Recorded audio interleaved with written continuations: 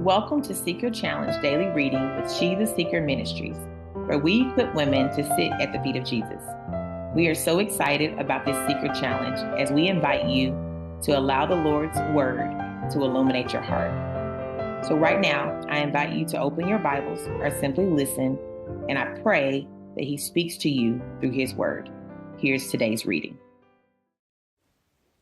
This is a reading from 2 Samuel chapter 13, English Standard Version. Now, Asbelon, David's son, had a beautiful sister who came with Tamar, and after a time, Anna, David's son, loved her. Anna was a tormentor that he made himself ill because of his sister Tamar, for she was a virgin, and it seemed impossible to Amnon to do anything to her. But Anna had a friend whose name was Jonadab, son of Shimach, David's brother, and Jonadab was a very crafty man, and he said to him, O son of king, why are you so haggard? Morning after morning, will you not tell me? Anna said to him, I love Tamar, my brother. Ashar's sister, Jonadab, said to him, lie down on your bed and pretend to be ill, and when your father comes to see you, say you're ill. Sister Tamar, come and give me bread to eat and prepare food in my sight that I see it and eat it from her hand. So Anna lay down and pretended to be ill. And when the king came to see him, Anna said to the king, please let my sister Tamar come and make a couple of cakes in my sight that I may eat from her hand. Then David sent home to Tamar, saying, go to your brother Anna's house and prepare food for him. So Tamar went to her brother Anna's house where he was lying down, and she took dough and kneaded it and made cake in his sight and baked the cakes. And she took the pan and emptied it out before him, but he refused to eat. And Anna said, send out everyone for me. So everyone went out of him. Then Anna said to Tamar, bring the food into the chambers that I may eat from your hand. And Tamar the cakes she had made and brought them into the chambers, and Anna her brother. But when she brought them near him to eat, he took hold of her and said to her, come lie with me, my sister. She answered him, no, my brother, do not violate me, for such a thing is not done in Israel. Do not do this outrageous thing. As for me, what could I carry my shame? And as for you, you would be as one of the outraged fools in Israel. Now, therefore, please speak to the king, and he will not withhold me from you.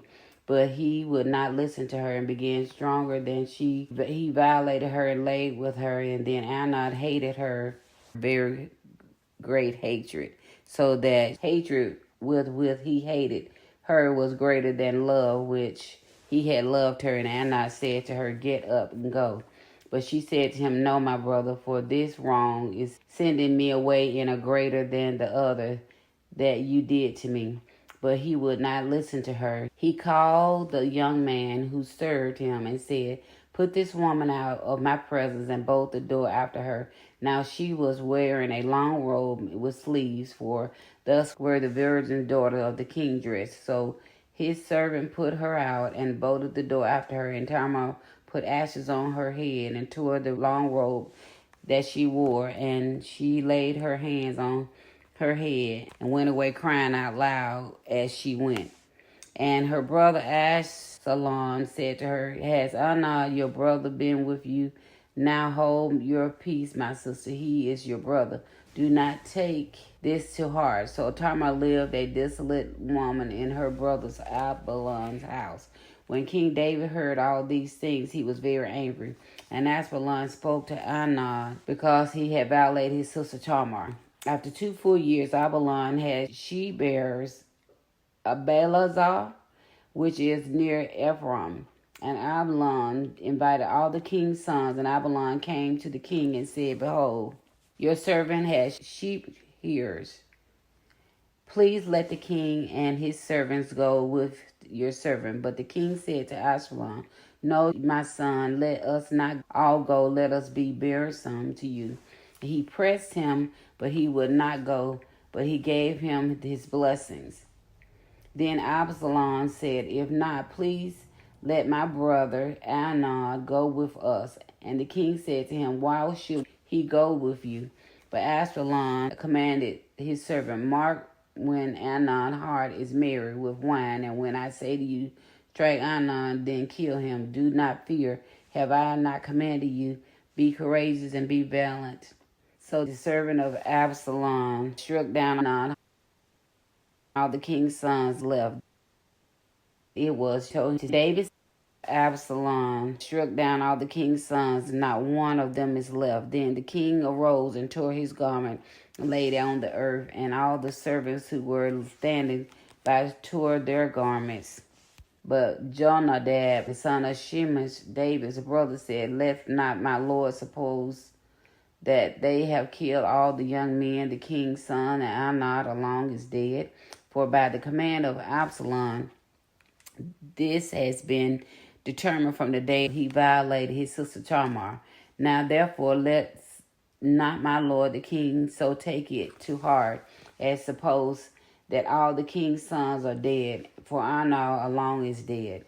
But Absalom fled, and the young man who kept the watch lifted his eyes and looked, and behold, many people were come from the road behind him by the side of the mountain. And Nadab said to the king, Behold, the king's sons have come, as your servant said, as it has come about. And as soon as he finished speaking, behold, the king's sons came and lifted up their voice and wept.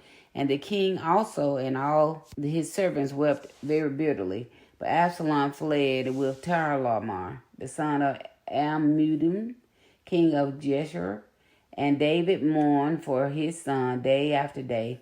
And so Absalom fled and went to Geshur and was there 3 years. And the spirit of the king longed to go out Absalom, because he was comforted about Amnon since he was dead. 2 Samuel chapter 14. Now Jodad, the son of Zerah, knew that the king's heart went out to Absalom. And Jodad sent to Tekoa and brought from there a wise woman, said to her, Pretend to be a mourner and put a mourning garment. Do not anoint yourself with oil, but behave like a woman who has been mourning many days from the dead. Go to the king and speak thus to him. So Jodad put the words in her mouth. When the woman of Tekoa came to the king, she fell on her face to the ground and paid homage and said, Save me, O king. And the king said to her, What is your trouble? She answered, Alas, I am a widow. My husband is dead, and my servants had 2 sons, and they quarreled with one another in the field. There was no one to separate them, and one struck the other and killed him. And now the whole clan has risen against your servant, and they say, Give up the man who struck his brother, that we may put him to death for the life of his brother who he killed. And so they would destroy the heirs also, thus would quench my coals that is left and leaving to my husband, neither name or remnant on the face of the earth. Then the king said to the woman, Go to your house, and I will give you orders concerning you. And the woman of Tekoa and said to the king, On me be the guilt, my lord the king, and of my father's house. Let the king and his throne be guiltless. The king said, If anyone say anything to you, bring him to me. He shall never touch you again. Then he said, Please let the king invoke the Lord your God, that the avenger of blood killed no more, and my sons be not destroyed. He said, As the Lord lives, not one hair of your son shall fall to the ground. Then the woman said, Please let your servant speak a word to my lord the king. He said, Speak. And the woman said, Why then have you planned such a thing against the people of God? For in giving this decision, the king convicted himself, inasmuch as the king does not bring him banished one home again. We must all die. We are like water spilled on the ground, which cannot be gathered up again. But God will not take away life, and he devised means so that the banished one will not remain outcast. Now I have come to say this to my lord the king, because the people have made me afraid, and your servants thought I will speak to the king. It may be that the king will perform the request for his servant, for the king will hear and deliver his servant from the hand of the man who would destroy me and my sons together from the heritage of God. And your servant thought, the word of the Lord the king will set me at rest. For my lord the king is like the angel of God to discern good and evil. The Lord your God will be with you. Then the king answered the woman, do not hide from me anything I ask you. And the woman said, let my lord the king speak. The king said, is the hand of Jabba with you in all this? And the woman answered and said, as surely as you live, my lord the king, one cannot turn to the right hand or to the left from anything that the Lord the king has said. It was your servant Jabba who commanded me. It was he who put all things words in my mouth of your servant in order to change the course of things. Your servant Jobab did this. But my Lord has wisdom like the wisdom of the angel of God to know all things that are on the earth. Then the king of Judah, behold, now I grant this. Go bring back the young man Absalom. And Jobab fell on his face to the ground and paid homage and blessed the king. And Joab said, today your servant knows that I have found favor in your sight, and my lord the king in the kings has granted the request of the servant. So Joab rose and went to Jeshurun and brought Absalom to Jerusalem. And the king said, let him dwell apart in his house. He is not to come into my presence. Now in all Israel there was not one so much to be praised for his handsome appearance as Absalom. From the sole of his foot to the crown of his head there was no blemish in him. And when he cut the hair of his head at the end of every year, he used it to cut it. When it was heavy on him, he cut it. He weighed the hair on his head 200 shekels of the king's weight. There were born to Absalom 3 sons, one daughter whose name was Tamar. She was a beautiful woman. So Absalom lived 2 full years in Jerusalem without coming into the king's presence. And then Absalom sent Joab to send him to the king, but Joab would not come to him, and he sent a second time to Joab, would not come. Then he said to his servant, see, Joab fields is the next mine, and he has barley there. So go and set it on fire. So Absalom's servant set the field on fire. Then Joab arose and went to Absalom as his house and said to him, why have you servants set my field on fire? And Absalom answered Joab, behold, I sent my word to you.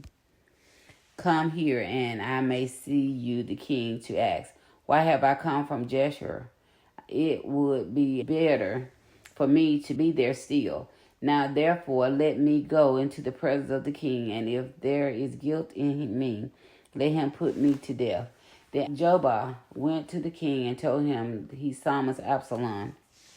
So he came to the king and bowed himself on his face to the ground before the king, and the king kissed Absalom. 2 Samuel chapter 15. After Absalom got himself a chariot horse and 50 men to run before him, Absalom used to rise early and stand beside the way of the gate. And when any man had disputed to come before the king for judgment, Absalom would call to him and say, from what city are you? And when he said it, your servant is of such and of a tribe of Israel. And Absalom would say to him, see, your claim are good and right, but there is no man designated by the king to hear you. Then Absalom would say, oh, that I were judge in the land.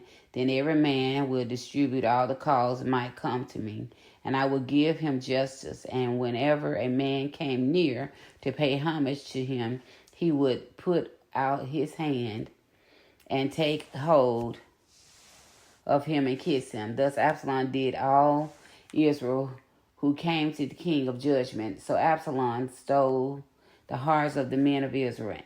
And at the end of 4 years, Absalom said to the king, "Please let me go and pay my vows, which I have vowed to the Lord in Hebron. For your servants vow a vow while I live in Geshur and Amram, saying, If the Lord will indeed bring me back to Jerusalem, then I will offer worship to the Lord." The king said to him, "Go in peace." So he arose and went to Hebron. And Absalom sent secret messengers throughout all the tribe of Israel, saying, "As soon as you hear a sound of the trumpet, then say, Absalom is king at Hebron." When Absalom went, 200 men from Jerusalem who were invited guests, and they went in their innocence and knew nothing. And while Absalom was offering the sacrifice, he sent Ahithophel and Gethnites and David's counselors from his city of Gilgal, and the conspiracy grew stronger, and the people of Absalom kept increasing. And the messenger came to David, saying, "The hearts of the men of Israel have gone after Absalom." And then David said to all his servants who were with him in Jerusalem, "Arise, let us flee, or else there will be no escape of us from Absalom. Go quickly, lest he overtake us quickly and bring down ruin on us and strike the city with the edge of the sword." And the king's servants said to the king, "Behold, your servants are ready to do whatever my lord the king decides." So the king went out and all his household after him, and the king left 10 concubines to keep the house. And the king went out and all the people after him, and they halted at last house. And all the servants passed by, and all the Cheronites and all the Pittites and all the 600 and Jettites who were following him to Gethad passed on before the king. Then the king said to Attala, "Gitti, why do you also go with us? Go back and stay with the king, for you are a foreigner and also in exile from your home. You came only yesterday, and shall I today make you wander about with us, since I go I know not where? Go back and take your brothers with you, and may the Lord show steadfast love and faithfulness to you." But Allah answered the king, "As the Lord lives, and as my lord the king lives, wherever my lord the king shall be, whether for death or for life, there also will servants be."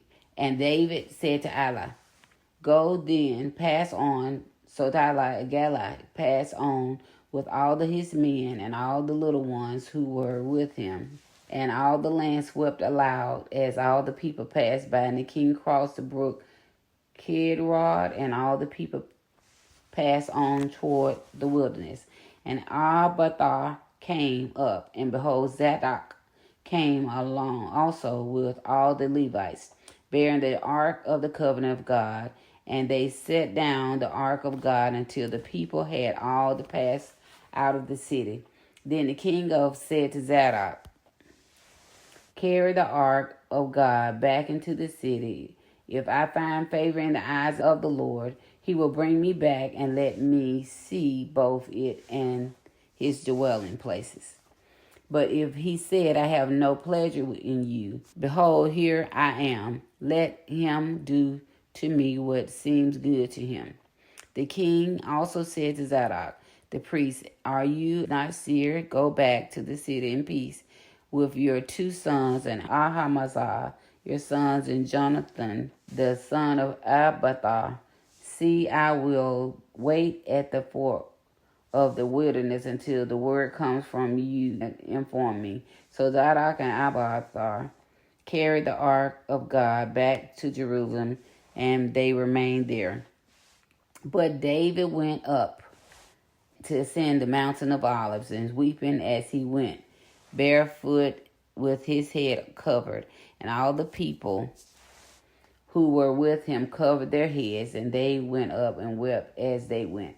And it was told David Ahithophel is among the conspirators with Absalom. And David said, O Lord, please turn the counsel of Ahithophel into foolishness. And while David was coming to the summit where God was worshipped, behold, Hushai and Archah came to meet him with his coat torn and dirt on his head. And David said to him, if you go on with me, you will be a burden to me. But if you return to the city and said to Asphar, I will be your servant, O king, as I have been your father's servant in time past.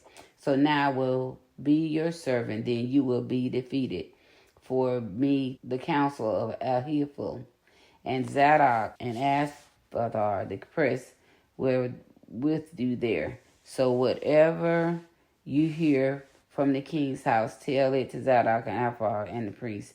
Behold, their 2 sons are with them there, and Ahim's son, and Zadok's son, and Jonathan, and Abiathar's son, and them you shall send to me everything you hear. So Hushai, David's friend, came into the city just as Absalom was entering Jerusalem.